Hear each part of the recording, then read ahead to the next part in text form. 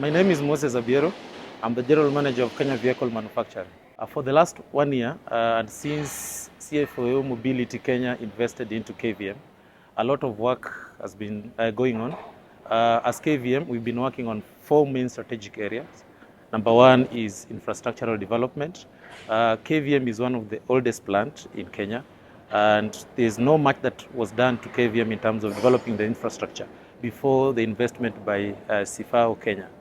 Since that happened, we've actually invested so much on equipment, we've invested so much on refreshing the building and upgrading in all the other areas that we require for assembly. The other strategic direction that we've taken as KVM, we want to continue with multi-brand assembly. We've been able to bring in quite a number of new customers with different brands of vehicles that we are assembling. Just to mention but a few, we've been able to bring in Basigo, who is a franchise holder for EV buses in Kenya. We've been able to bring in tippers, customers like Tata and Forton. We've been able to bring in passenger cars, which started like the Volkswagen that we are currently assembling here. We've been able to bring in a lot of pickups, models that we are assembling.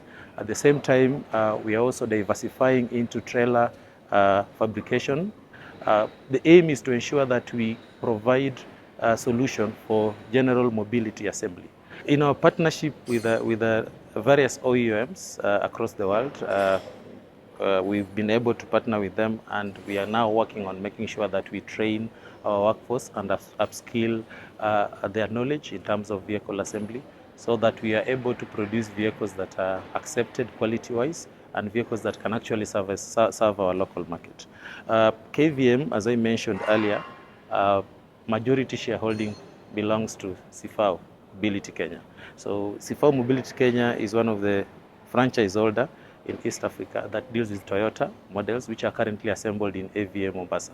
So one of the strategic direction that we are taking is to transfer Toyota assembly to KVM, and that will start by next year, 2026 March. So we'll be transferring the first model of Toyota, which is Hiace, followed by another model, which is Land Cruiser, and progressively within 2 years, we should be able to transfer all the 4 models that are currently assembled in AVA.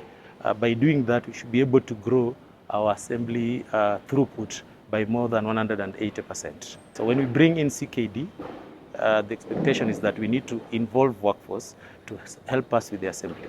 So involving workforce means employment. So local assembly actually creates employment for the locals. Local assembly also ensures that while assembling, we transfer the technology and skills to our local people so that they're able to produce vehicles that have the same quality as the vehicles that are assembled abroad.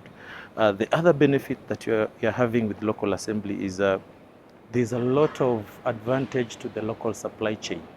One of them is some of the products, some of the parts that we're using here are local content that we are getting from local manufacturers and even purchasing them locally.